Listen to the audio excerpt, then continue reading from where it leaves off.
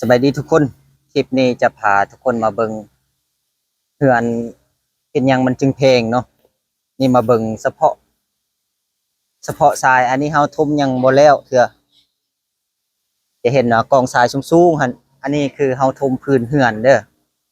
เฮาทุ่มพื้นเฮือนมันยังบ่แล้วแต่ว่าอ่าจำนวนรถที่เฮาทุ่มนี่เบิงได้ประมาณ30 40รถแล้วยังบ่ฮอดใส่อยู่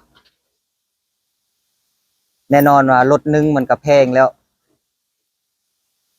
เมื่อเปรียบเทียบกับสนามตัวจริงก็นั่นเป็นสาเหตุเฮ็ดให้เฮือนหลังหนึงมันราคาสูงคันว่าเฮายกพื้นบ่สูงปานใดก็ราคามันก็จะถึกแต่ว่าหลังนี้ก็ราคาพิเศษเนาะมันสูงเบิ่งแล้วเฮาเสริมกำลังอีกรถตักดินนี่2 คันนี่รถตักดิน2 คัน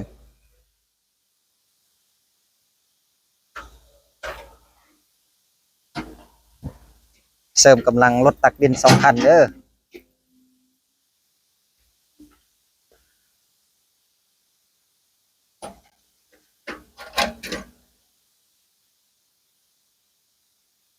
เอาซำนี้